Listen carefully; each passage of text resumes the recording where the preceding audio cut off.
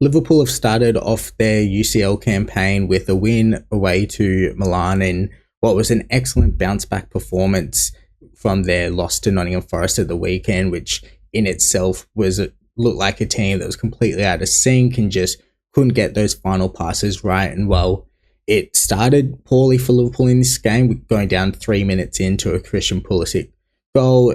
They were just, once that happened, they just regained control, bounced back, and put on quite a dominant display over in Milan at the San Siro. And it was great to see, as a fan, to see that they were able to both bounce back from the loss at the weekend, but also the fact they were able to bounce back and come from a goal down and have that mentality we've grown accustomed to seeing from Liverpool teams in the past few years. And so it was excellent. And just some of the big performers in this game, Ryan Gravenberch once again was just outstanding.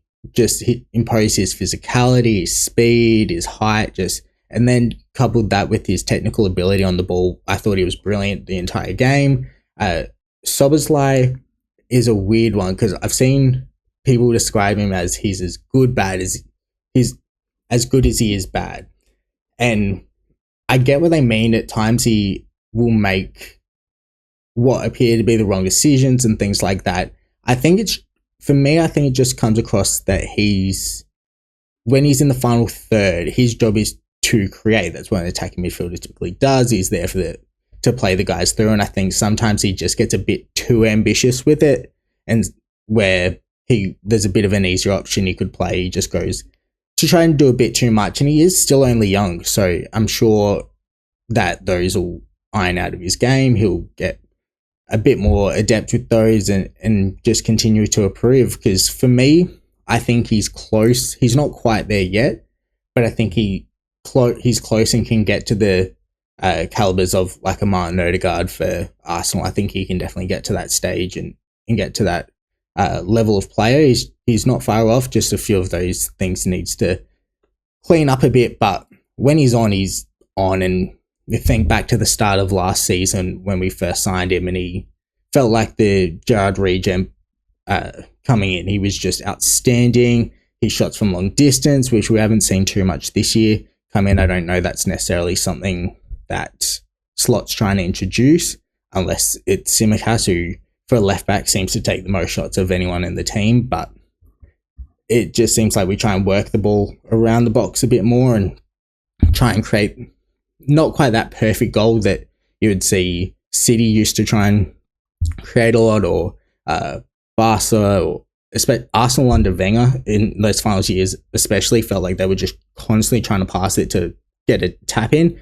Not quite at that level. It feels as though it's just trying to always pick that right pass in the final third to create for your teammates. But overall, I thought he had a pretty good game. Was good to cap it off with the goal as well. It wasn't a convincing finish, but it went in, and that's the most important part as well. And I think the goals from the centre backs as well, I think, were massive. Getting those set pieces, probably 2 or 3 years ago, around when Liverpool won the league and the Champions League, in that kind of couple of year period, it felt like we were monsters from centre backs. We were constantly, or monsters from set pieces. We were constantly scoring. Van Dijk was getting a number of goals, and it just felt like we'd really built our identity on that. And whereas now it feels like that's kind of gone away from our game a bit. It doesn't feel as frequent. I mean, you could tell that Slot's introduced something new with the set pieces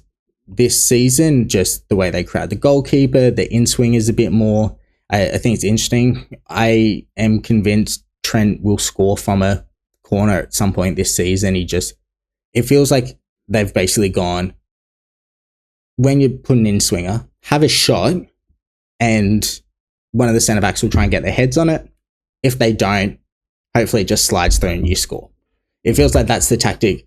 And we got 2 goals from set pieces, and it was great. One for each of the centre-backs, which I thought was brilliant and excellent to see. To see that that's kind of the vision of where that's coming from.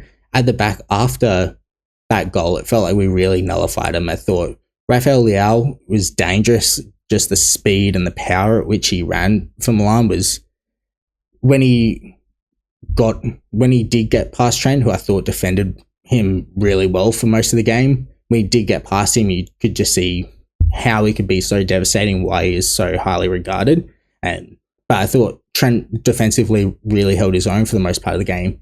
Yes, he got beaten sometimes. No fullback is perfect. I think a lot of times you can come up with too many. You can kind of blame your own players too much rather than just giving credit to the other team. I mean, these are top players in the Champions League.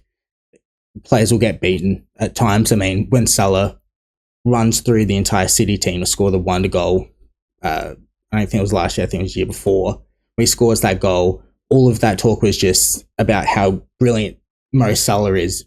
You can just accept as a defender that that's kind of just, that will happen sometimes and you can move on. I think more people should probably do that, especially when it comes to Trent. I think he's way too criticised for his defending. I think he's much better than people give him credit for. It's not the strength of his game, but I think he is underrated in that aspect. And in this game, I thought in particular, he did defend quite well. And ultimately, the biggest thing for this, it was just great to see that come back and see them really impose the dominance and show that mentality in the fight that we've wanted to see from Liverpool sides. And we've grown accustomed to seeing it. Hopefully going down 1-0 isn't a regular occurrence based on the first few games of slots of the season under Slot. I don't think it will be. I think it's just, it happens sometimes, and I think we'll learn from it.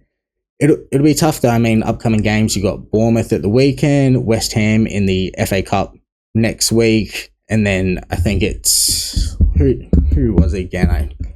I was looking just for and then Wolves the following weekend. So they're the next 3 games. They're all winnable games. How important Slot finds the EFL Cup, I think I said FA Cup before, I meant the EFL Cup, how important he finds them will be interesting. How many of the kids will he play? A lot of the kids that previously had played in them are now gone, whether on loan or sold. So how strong of a lineup will that be? It was good to see Chiesa come on, even though it was at the end, to make his debut. It was also good to see Joe Gomez come on as well, get some minutes. I wonder whether they'll play this weekend. That'll be interesting to see how they go. Darwin Núñez as well came on. He just causes chaos. I think I really like him. You can just tell when he's always going to be one of these players. When he's on, he's unreal, but when he's off it, he'll be frustrating to watch. I think that is just his nature. But he's crucial for a player in the squad. I think he had such a different dynamic. It'll be tough to see whether he plays against Bournemouth. I mean, I've seen a lot of talk from people saying, oh, if he doesn't play, that means Slot doesn't rate him at all and stuff. But Núñez is very much a player who plays on the last man, tries to get in behind. And I'm anticipating that the likes of Bournemouth will probably just try and sit back like Forest did and not allow that space in behind. So it may just be a tactics thing as to why he doesn't play. But it'll be interesting to see how they go about it. What the side sort of comes out as well, considering the rest. I mean, Slot's said he's not one to rest players as well. A lot he likes to just play the same team, but with all the competitions we're in, that's just not going to be feasible. They're going to need a big squad.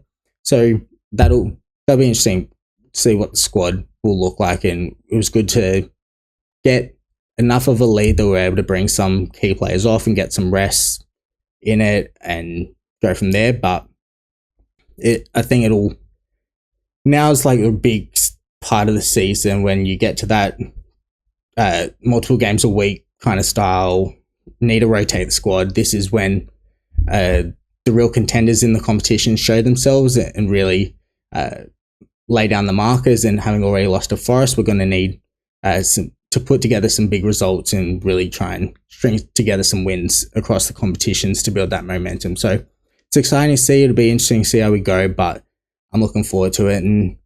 But yeah, it was an excellent result from Slot. First win in the Champions League under this new format. We'll see how it goes. But yeah, let me know your thoughts as well on on this game in particular. Your thoughts on the new format, how you think it'll work, what it'll look like.